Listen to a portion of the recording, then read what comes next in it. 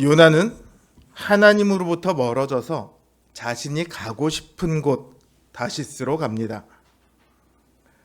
불순종이죠. 불순종의 또 다른 이름은 교만입니다.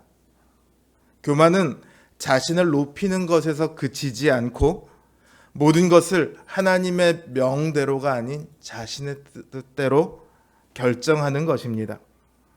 한마디로 말하면 하나님은 이렇게 하라고 하시지만 나는 저렇게 하는 게 더 좋으니까 내 뜻대로 할래요. 이게 교만입니다. 이것은 매우 심각한 죄죠. 하나님으로부터 권한을 위임받아 만물을 다스리는 왕의 자리에 서 있던 아담도 결국 자신의 원대로 하다가 하나님의 진노 아래 놓이게 되었습니다. 요나 역시 마찬가지입니다. 하나님의 명령보다 자신의 뜻이 더 앞섭니다. 하나님은 니느웨로 가라고 하셨지만 요나는 니느웨로 가지 않습니다. 불순종이고 교만입니다. 그래서 요나 하면 가장 먼저 떠오르는 단어가 불순종입니다. 그런데 우리는 생각해 보아야 합니다. 정말로 하나님께서는 이 요나라는 선지자를 통해 불순종하면 안 된다, 교만하면 안 된다, 하나님의 명령에 무조건 순종해야 된다, 안 그러면 죽는다, 이걸 말씀하고 계실까요? 만약에 그런 거라면 여러분 불순종하면 요나처럼 죽습니다. 그러니 불순종하지 마십시오. 이렇게 말하고 설교가 아주 쉽게 끝나겠죠. 요나서는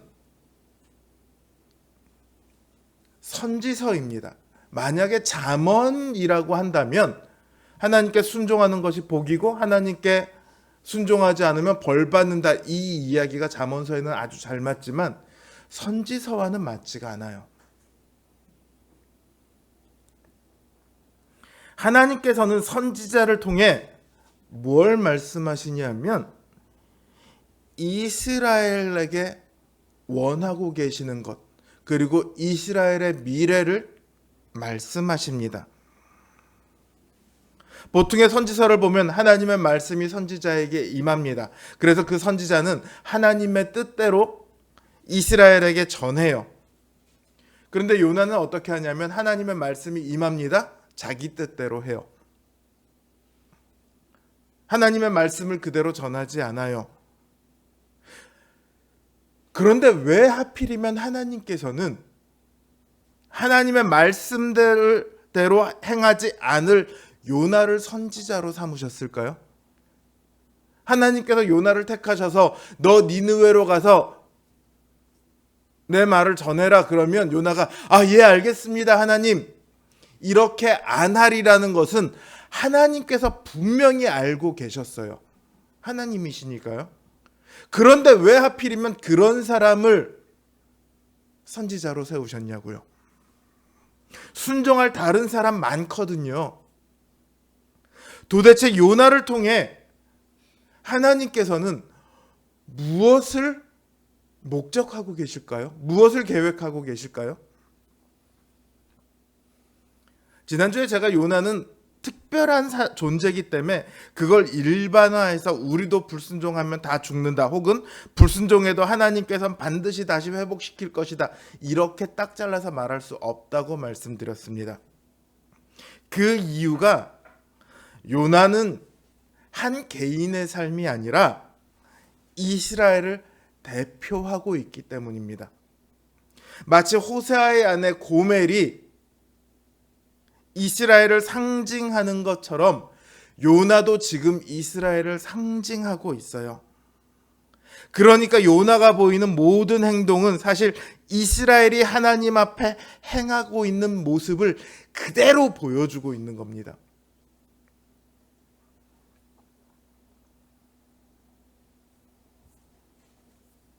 하나님께서는 그 요나에게 일어날 일들을 통해 하나님께서 이스라엘을 어떻게 다루어 갈 것인지, 그리고 이스라엘의 불순종에도 불구하고 하나님께서 계획하신 그 하나님의 나라를 어떻게 이루어 가실 것인지를 보여주고 계세요.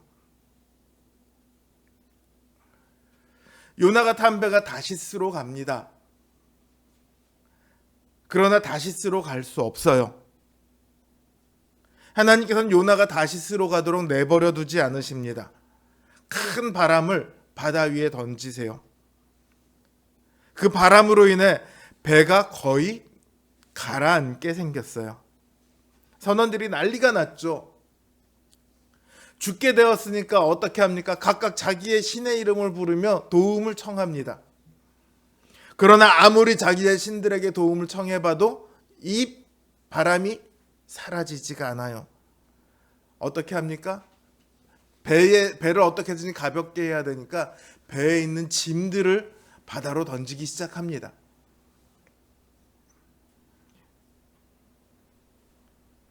그런데 요나는 어떻게 하고 있습니까? 무슨 난리가 일어나고 있는지도 모르고 배 밑창에 내려가서 누워서 잠이 들어 있습니다.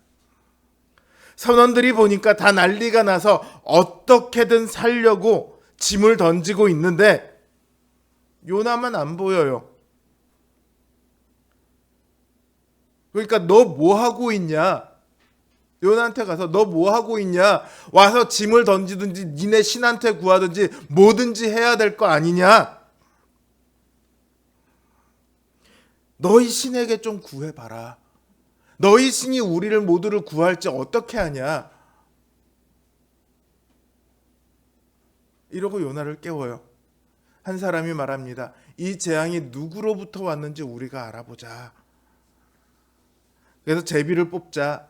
그 사람이 제비가 뽑히면 그 사람으로부터 재앙이 온 걸로 알자. 그러고 제비를 뽑습니다. 요나가 걸려요. 사람들은 지금 자기들에게 닥친 재앙이 요나로부터 온 것을 알고 요나에게 따집니다. 이 재앙이 도대체 왜 우리에게 임했는지 너는 말해라. 너 누구냐? 어느 나라 어느 민족에 속하였냐? 어디로 가고 있냐? 왜 재앙이 우리에게 임했냐? 요나가 말해요. 나는 히브리 사람이요 바다와 육지를 지으신 하늘의 하나님 여호와를 경외하는 자라. 그러면서 자기가 여호와의 얼굴을 피한 까닭에 이 재앙이 임했다고 합니다. 이거 굉장히 모순된 얘기 아닌가요? 나는 하나님을 경외하는 자인데 하나님의 얼굴을 피하고 있다. 굉장히 모순된 이야기죠.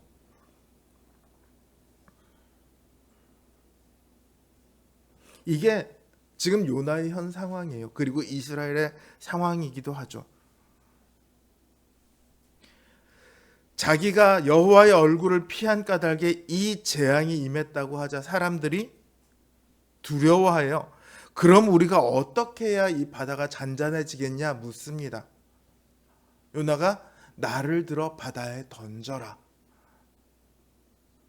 그러면 바다가 잠잠해지리라. 근데 선원들은 요나를 바다에 던지지 않습니다. 오히려 힘써 노를 저어 배를 육지로 돌리려 합니다. 이 역시 굉장히 아이러니한 장면이에요. 요나 때문에 사람들은 죽게 되었는데 사람들은 요나를 살리려고 합니다. 뭔가가 굉장히 뒤바뀌어 있죠. 오히려 사람들이 요나를 죽이려 하고 요나가 사람들을 살리려 하는 게 우리가 익숙하게 봐왔던 기독교의 그리고 성경에 나오는 그 모습들에 합당할 텐데 이게 정반대로 뒤집어져 있는 거예요. 요나는 사람들을 죽이고 있고 사람들은 요나를 살리려고 합니다. 그러나 그들이 아무리 힘써 노를 저어 육지로 가려고 해도 갈 수가 없어요. 바다가 점점 더 거칠어집니다. 그제서야 이 선원들이 요나의 하나님인 여호와께 부르짖습니다. 여호와여 구하고 구하오니 이 사람의 생명 때문에 우리를 멸망시키지 마옵소서. 주 여호와께서는 주의 뜻대로 행하심이니이다. 기가 막히지 않나요? 요나는 주의 뜻대로 하기 싫어서 여기까지 왔는데 이들은 주의 뜻대로 하옵소서라고 말을 해요. 그리고 요나를 들어 비로소 바다에 던집니다. 그러자 바람이 그치고 바다가 잔잔해져요. 사람들이 여호와를 크게 두려워하여 여호와께 제물을 드리고 서원을 합니다.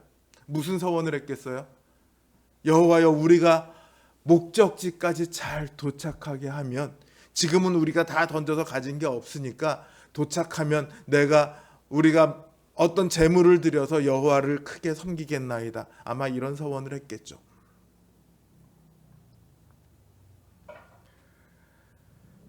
왜 하나님은 요나를 바다에 던지게 놔두셨을까요? 이 앞에 단락이 내려간다라는 단어가 계속 반복됩니다. 제가 지난주에 말씀드렸죠. 예루살렘에서 요바로 내려가고, 요바에서 배로 내려가고, 배에서 미창으로 내려가고, 계속해서 내려간다라는 단어가 있어요.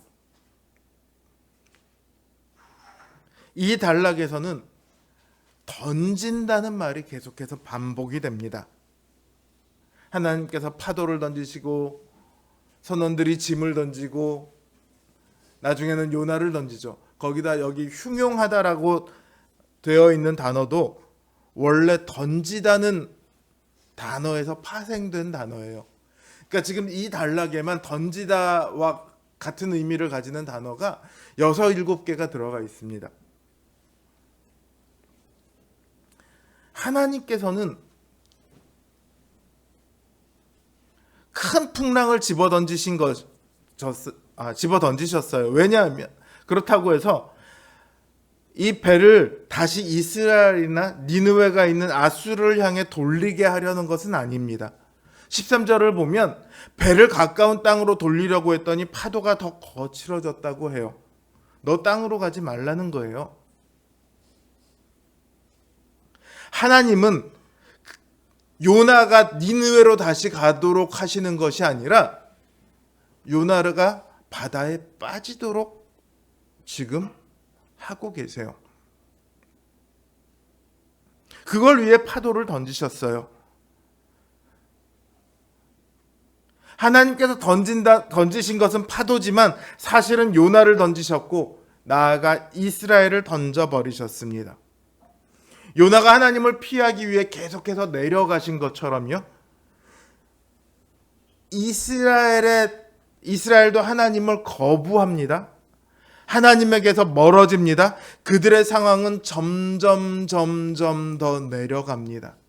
그들의 영적인 상황이 점점 더 바닥을 향해, 멸망을 향해 치닫고 있습니다.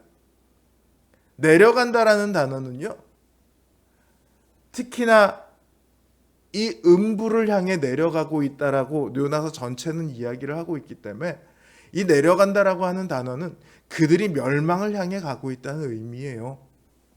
그리고 하나님께서는 그들을 그냥 그대로 내버려 두시지 않죠. 원래 이스라엘이 어떤 나라입니까? 하나님께서 온 인류를 구원하기 위해 택하신 제사장 나라입니다. 모든 나라, 모든 민족이 이스라엘을 통해 하나님께 나아오도록 하셨어요. 그러나 이스라엘이 그 하나님의 계획에 순종합니까? 스스로도 불순종해서 하나님의 진노를 살 뿐만 아니라 다른 이들도 구원받지 못하게 합니다. 하나님께서 요나라는 선지자를 통해 가장 먼저 무엇을 말씀하셨죠? 하나님께서 요나를 통해 전하라고 하신 말씀이 뭐죠? 제가 예전에 한번 이거를 물었더니 다들 흠칫해요. 요나 하면 불순종했다는 건 기억하는데 요나에게 무슨 명령을 하셨는지를 다들 기억을 못 하시더라고요. 뭘 하라고 하셨습니까? 니느웨로 가서 외치라고 하셨죠. 그 악독이 하나님 앞에 상달되었으니 너희는 회개하라, 이렇게 외치라고 하셨습니다. 이게 원래 이스라엘이 해야 할 일이에요. 하나님의 심판이 다가오니 너희는 회개하고 하나님을 믿으라. 이게 이스라엘을 세우신 하나님의 목적입니다. 그러나 이스라엘은 요나처럼 그걸 하지 않아요. 자기들이 누군지, 그 사명이 무엇인지를 다 잃어버렸습니다. 어떻게 하면 자기들이 잘 먹고 잘 살까만 궁리하며 부유하게 해준다는 온갖 우상을 다 섬겨요. 이스라엘의 하나님을 다른 민족에게 전하는 것이 아니라 다른 민족의 신을 가져와서 자기들이 섬깁니다.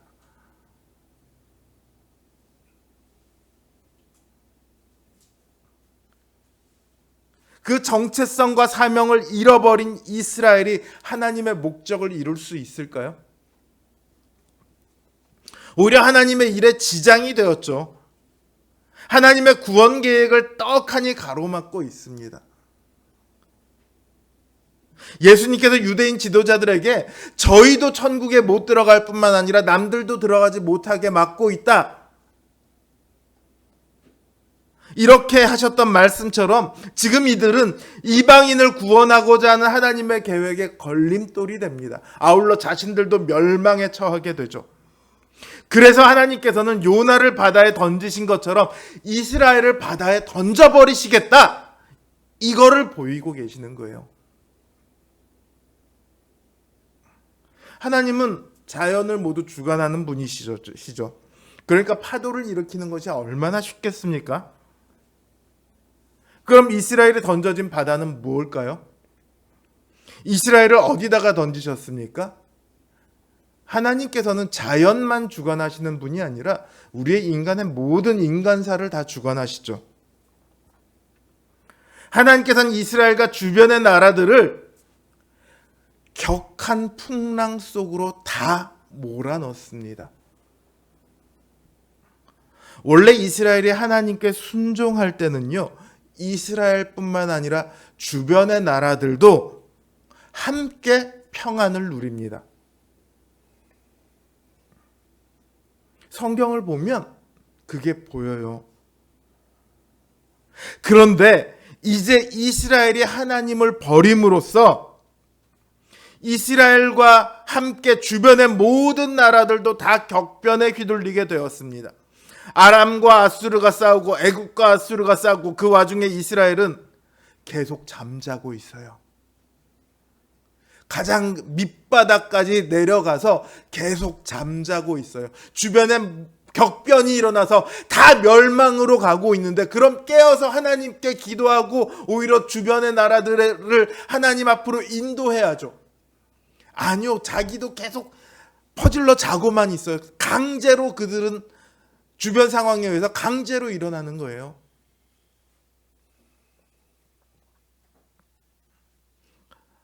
결과적으로 이스라엘은 멸망을 당하게 될 거예요. 이거는 역사의 자연적인 흐름이 아닙니다. 이스라엘의 불순종으로 인해 하나님께서 만들어내신 거친 파도가 뛰노는 바다예요. 하나님께서는 이스라엘을 멸망시키고 포로로 만들기로 계획하셨습니다. 그러려면 주변의 나라 누군가는 이스라엘을 멸망시키고 포로로 만들 만큼 강대국이 생겨야 해요. 적당히 강한 나라는 완전히 이스라엘을 포로로 만들 수 없습니다. 강한 강대국이 필요해요. 그러니까 주변의 나라들이 계속 싸우고 또 싸워요. 그 중에 다 싸우고 이어서 제일 강한 나라가 이스라엘을 포로로 만드는 거예요. 그걸 위해서 지금 전쟁이 끊이지 않는 격변이 일어나게 되었습니다. 이 모든 것이 이스라엘의 불순종으로부터 시작되었죠. 하나님께서는 하나님의 계획에 따라 이 역사를 만들어 가십니다.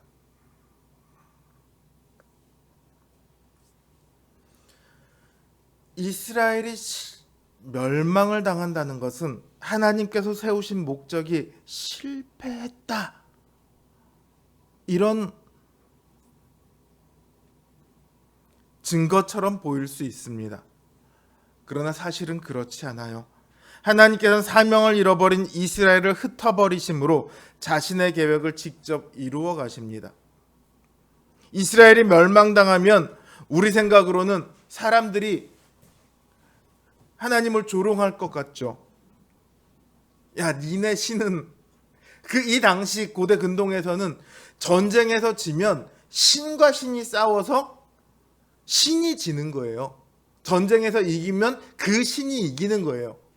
이스라엘이 멸망을 당해요. 그러면 여호와 하나님이 다른 민족에게 조롱을 당해야 되잖아요. 니네 신은 힘이 없는 신이야. 니네 신은 능력이 없어. 그래서 너희가 지는 거야.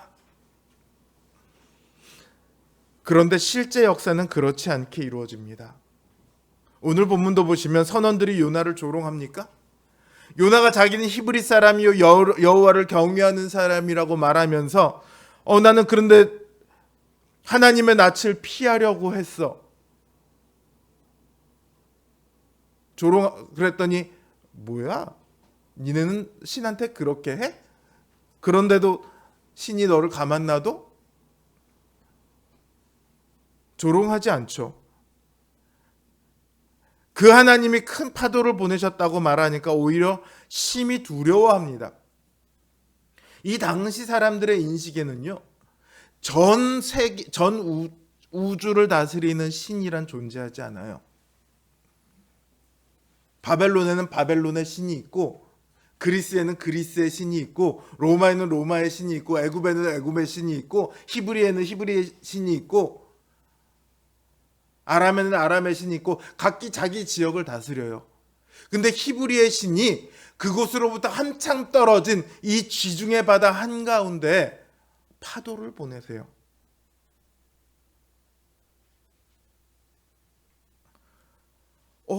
히브리의 하나님은 여기를 다스리시네?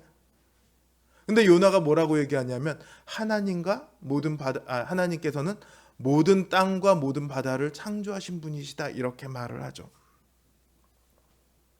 이들이 이전에 알고 있던 그런 신이랑은 아예 차원이 달라요. 그리고는 오히려 요나를 조롱하는 게 아니라, 요나의 신을 조롱하는 게 아니라 요나를 원망하죠. 너 왜 그렇게 행했냐? 너 왜 하나님한테 도망가서 우리까지 죽게 만드냐? 요나는 이방인들이 하나님을 믿게 되는 것 자체가 싫어요. 하나님은 우리만의 신이어야 돼요. 그게 싫어서 니느웨로 안 가요. 그래서 도망을 옵니다. 그런데 하나님은 그 도망자 요나를 통해 이방인인 선원들을 오히려 하나님을 믿게 만들죠. 실제 역사도 이 요나와 선원들 사이에서 보여지는 것처럼 진행이 됩니다. 요나를 던졌더니 파도가 그치고 선원들이 하나님께 경배를 드리죠. 이스라엘을 포로로 잡은 나라들이 어떻게 됩니까? 그들이 이스라엘의 신은 능력도 없어, 이렇게 합니까? 전혀 안 그래요. 그들은 오히려 더 이스라엘의 하나님인 여호와를 경외하며 경배하게 됩니다. 바벨론의 느부갓네살 왕도, 그 뒤를 이은 페르시아의 왕인 고레스도 여호와를 무시하는 것이 아니라 여호와를 인정하는 모습을 보이고 있습니다. 하나님께서는 이스라엘이 불순종해서 하나님께서 원하시는 목적이 실패하는 것 같지만, 오히려 그 이스라엘의 불순종을 통해서 하나님께서는 이방 민족들에게 자신이 누구인가를 보이세요.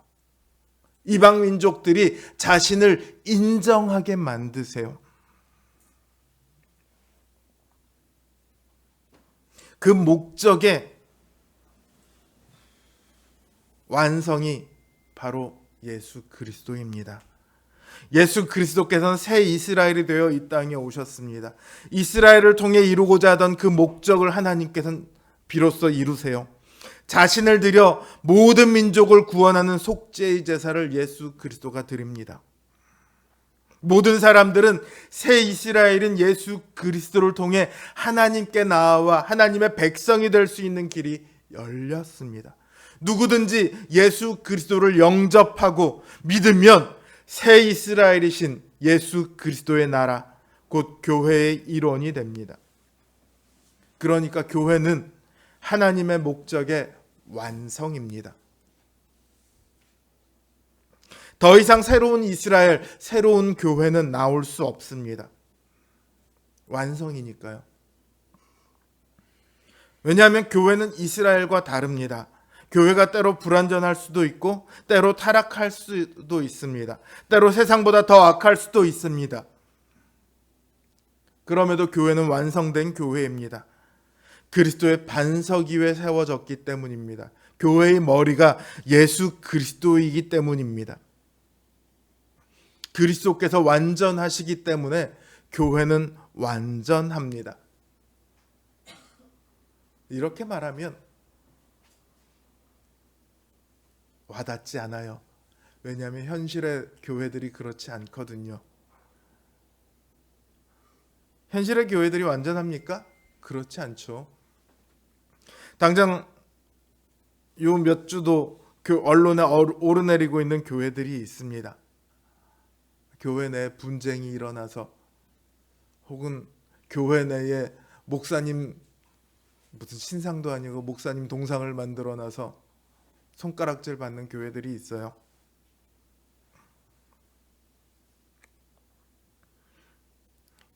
이런 교회들이요, 언제까지 지속될까요?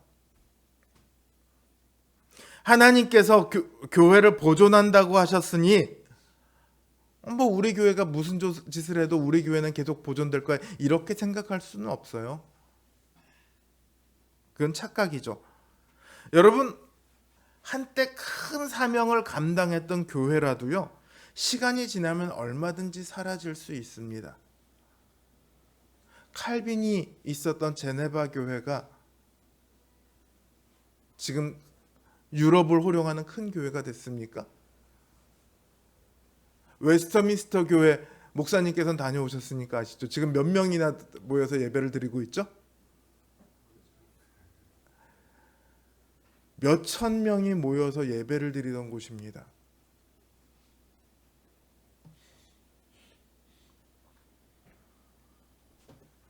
시간이 지나면서 얼마든지 사라질 수 있어요.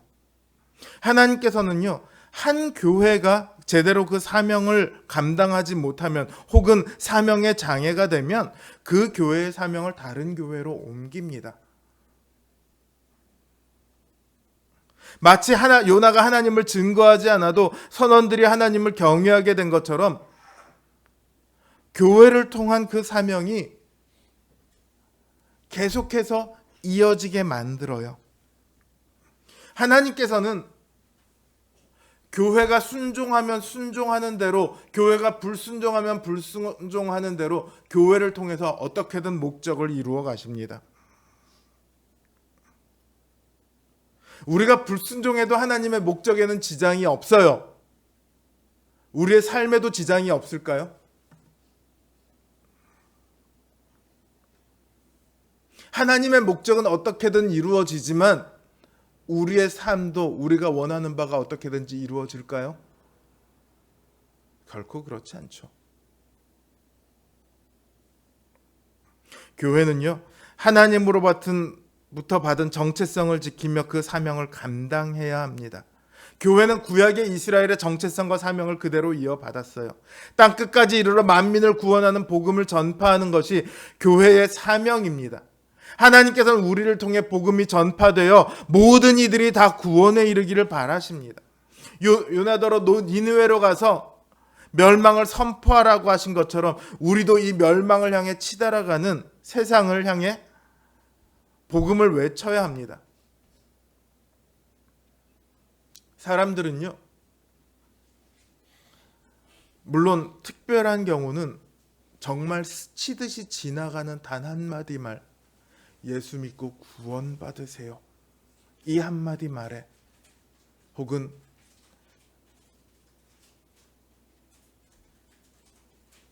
예수님이 당신을 사랑하십니다, 이 한마디 말에 울며 하나님 앞에 나오는 경우가 있습니다. 그러나 대개 복음을 전하는 사람들의 말뿐만 아니라 그들의 행동과 삶을 보고 믿을지 말지를 결정을 해요.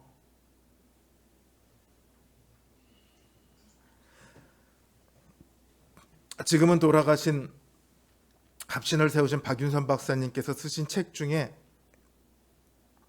이런 제목이 있습니다.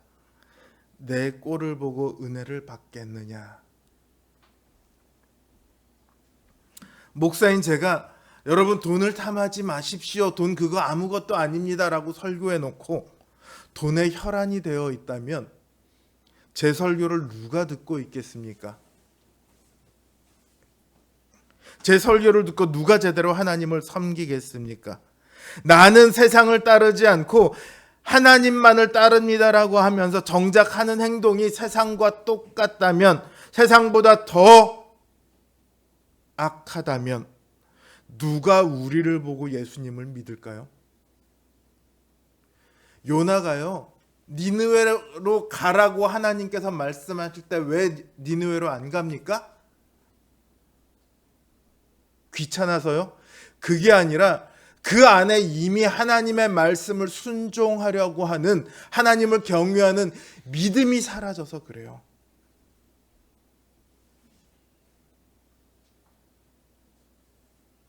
그러니까 우리가 교회의 사명을 감당하기 위해서는 가장 먼저 우리가 복음을 믿어야 합니다. 우리가 먼저 믿는 사람이 되어야 합니다. 우리 안에 우리를 구원하신 하나님의 은혜가 차고 넘쳐야 합니다. 제가 제일 하나님 앞에 감사하면서 또 한편으로 때때로 원망스러운 것이 뭐냐면, 인간이란 존재가 너무 잘 잊는다는 거예요. 가끔 가다가 제가 밤중에 자려고 누워있다가 중학교 2학년 때, 무슨 대학교 1학년 때 행했던 웃기지도 않은 일들이 갑자기 확 떠오를 때가 있어요. 그러면 막 민망해갖고 아이씨, 내가 그때 왜 그랬지, 막 이런 생각이 갑자기 들 때가 있어요. 다행히도 저에게는 그런 흑역사가 굉장히 많은데 잘 잊게 하셔서 그럭저럭 살아가요. 남들이 저에게 잘못한 것이 있을 때도 제가 잘 잊으니까 그 사람이 나한테 저렇게 했지, 저 나쁜 놈, 두 번 다시 저 사람이랑 상종하나 봐 이랬다가도 시간이 지나고 나면 또 그 사람을 보게 되면 그래, 잘 지냈냐, 그냥 이러고 살아가요. 근데 이 잊는다는 게 그래서 좋기는 한데 가장 중요한 것을 계속 잊어먹어요. 뭐냐면 내가 죄인이고 나를 위해 예수 그리스도께서 피 흘려 죽으셨다는 것을 자꾸 잊어요. 나는 예수님을 믿어라는 요것만 남아있고 왜 내가 예수님을 믿는지에 대한 가장 그 근원이 자꾸 잊혀져요. 그러면 제 안에서 은혜가 점점 더 옅어지더라고요. 그래서 우리는 기억해야 합니다. 주야로 하나님을 묵상한다는 게 딴 게 아니에요. 그 하나님의 은혜를 우리가 기억하는 겁니다. 우리에게 은혜를 주신 그 하나님을 기억해야만 그 하나님의 뜻대로 살아갈 힘과 능력이, 동기가 부여되는 거예요. 자기가 왜 공부해야 되는지 모르는 학생들은요, 끝까지 아무리 공부해 해도 책상 앞에 12시간을 앉아 있어도 성적이 안 올라가요. 조금쯤은 올라가겠죠.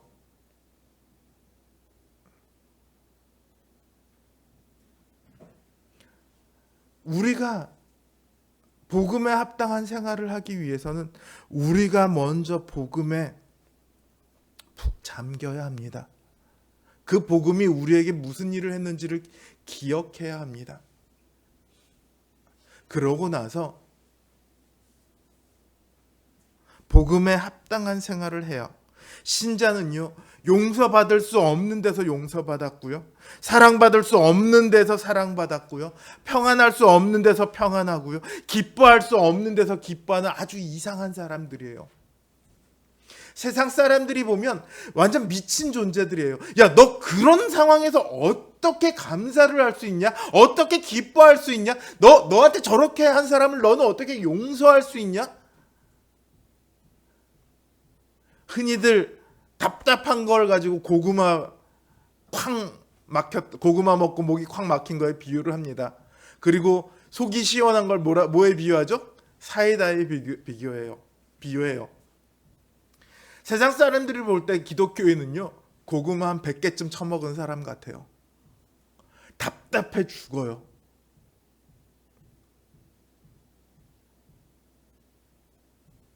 그런데 이상하게요, 그 삶 속에 보면 그 답답해 죽겠는 것 같은 사람들이 삶이 달라요. 사랑, 기쁨, 화평, 용서, 희생, 섬김, 이런 것들이 그 삶 가운데 있거든요.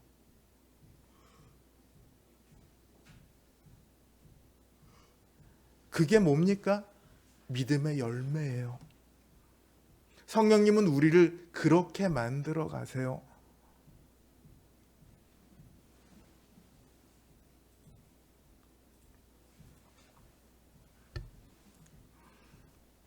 제가 이제 목사 안수를 받은 지 거의 10년이 다 됐습니다. 우리 교회 온 지가 14년이 거의 끝나가네요. 만으로.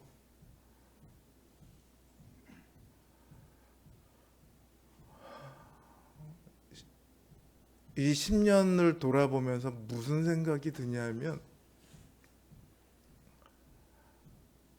내 힘으로 하려고 하던 것들은 다 망했다. 내 힘으로 할 수 있는 건 아니다. 결국 이것만 뼈저리게 느끼게 되는 시간이었던 것 같아요.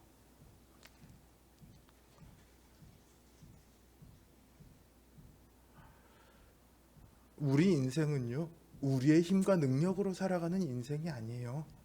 그게 신자의 가장 큰 힘입니다. 하나님께서는 우리를 구원하기 위해 자신의 아들 예수 그리스도를 십자가에 내어 주셨습니다. 그리고 오늘 우리를 통해 누군가가 그 예수 그리스도의 십자가를 만나게 되기를 원하십니다. 하나님께서는 우리가 목적이고 또 우리가 수단이에요.